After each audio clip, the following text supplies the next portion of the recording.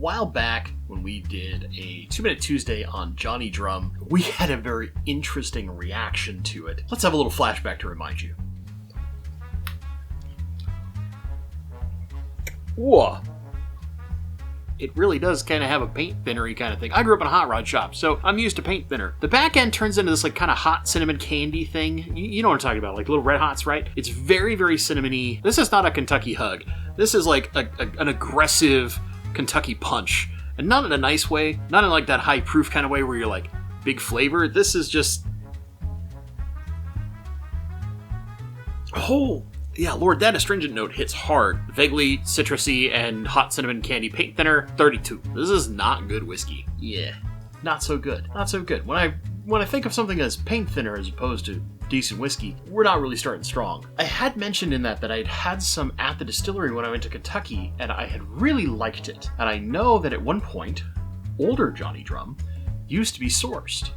Well, I got a little story for you. I went into a somewhat local liquor store that has a little bit of older stuff. I found one of these. There's Johnny Drum Wax Top. And after some careful research of the laser code down below, this is from 2014. Modern Dusty. So let's see on 2-Minute Tuesday if you can find an old Wax Top Johnny Drum for the same price as original Johnny Drum. Is it worth picking up? There's something kind of fun with like wax on the bottle. You know, like makers get people to go for like the slam dunks and stuff like that. We even got the neck tag. No cork pop. It's a screw top. Look at that. Look at that. Can you see it? It's a screw top under wax. That's a new experience. Let's see if I can get this thing to... There we go. Jeez. That was in there. Johnny Drum. This does still sit at 101 proof, 50.5% alcohol by volume, but it should be important that it says sour mash bottled by. That's how we know it's sourced. Got our Modern Dusty Johnny Drum Wax Top.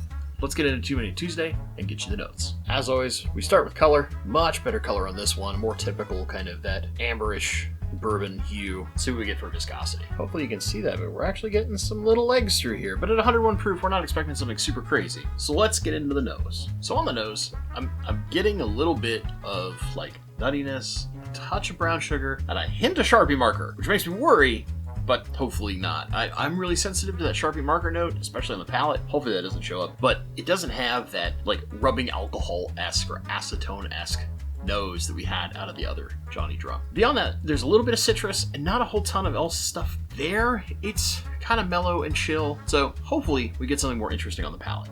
That is so much better on the palate. There is a lot of actually citrus up front, very kind of orange peely and a little bit of lemon thing going on. Gets into some kind of softer brown sugary notes. There is just a hint of like, not, I don't want to say acetone, but like an acidic kind of harsh or youthy flavor. It's not really like, it doesn't taste overly grainy. There's just something there that is a little ethanol-y, a little bit of the alcohol is coming forward as opposed to some of the more mature flavors that we would get out of some other bourbons. Not really any of that nuttiness that I got in the upfront of the palate, but as it gets into the finish, that's where it starts to show up. There's a little bit of nuttiness, a touch, and it's like really tiny amount of dried tobacco, but that citrus note lingers like all the way through. Despite the fact that we all hate this note, it is fairly smooth despite having that little acidic kind of ethanol-y thing, and that sits right about the middle of the palate. So you kind of have this nice upfront citrus and sweet little ethanol, and then it chases down into like touch of oak influence, a little bit of that dried tobacco, still some of that citrus, but some more like slightly savory notes. You don't really have a lot of spice going on in this. It's not like we're talking about like cinnamons or baking spices or even like peppers. So let's get to an overall score for the Johnny Drum Wax Top. This is something that's like really wowing me. So I'm gonna give this a 55. This is significantly better than the modern Johnny Drum. That stuff is like paint thinner. Not bad for a modern Dusty, and there are a few more that were there. So if you really, really want one and you're in Washington, you want a modern Dusty, let me know, I'll tell you where to pick it up. Now I know what you're thinking, 55 sounds like a really bad score. Keep in mind that for me, in the way that my scale works, and I might have to put out a video that just explains my scale, because it's not like super complex, and yet it has some nuance in it. But basically, 50 is kind of like your average shelf whiskey. This is where I would put things like basic Wild Turkey 101, or I would put something like 100 proof, probably not 100 proof, but like the 86 proof Old Forester, and a lot of your like basic shelf staples, like regular Maker's Mark, things like that are going to sit in those 50s, low 50s. So being a 55 is not a negative. It's just there's nothing so extremely special about this bottle that would make you need to chase this or have it as something that has something interesting and stand out compared to the rest of your selection. Right? That's kind of how my scoring system works. $45 for a modern Dusty that is completely different than anything else Willet is making off of their own stills. That's not so bad. It's neat. It tells a story. It's a wax-covered screw top. I mean, that's weird in its own right. So it might be something fun as kind of almost like a conversational piece if you found one, because it is so different than modern Johnny Drum and a lot of other modern Willet products. Should you chase this? I think I made it obvious. Nope. No, you should not. But is it interesting in its own right? Yeah. Am I kind of glad I have one because I found it at a random store? Yeah, it was kind of neat.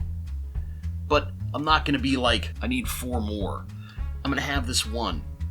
And it's a lot better than the other Johnny Drum. So if anybody ever wants to try what used to be, I'll give them what used to be. But I've had some other Dusties that are lights out better than this is. So we might have to do those. Let me know in the comments down below. Would you like to see other Dusty whiskeys that are in my selection? There's not a lot. I've only got a couple. But one of them is a monster. So we'll definitely be doing that one eventually. But let me know. Do you like seeing things about Dusty whiskey? Does that interest you? Because if so, I'll be happy to walk through a couple of things that I've been lucky enough to pick up along my whiskey journey and give you a reason why you might want to find one of your own. If you've enjoyed this video, please consider giving it a like. And if you're not subscribed, consider subscribing. When we hit 1,000 subscribers and we're getting closer and closer by the day, I'm going to give away a bottle of E.H. Taylor Single Barrel, along with a few other things. And probably also this E.H. Taylor Small Batch that I found while down in Oregon. So I got this for MSRP with no tax. Haha! But I have small batch and I don't need an army of them, so I'm going to give this one away too. As always, my friends, thank you so much for watching. And stay awesome.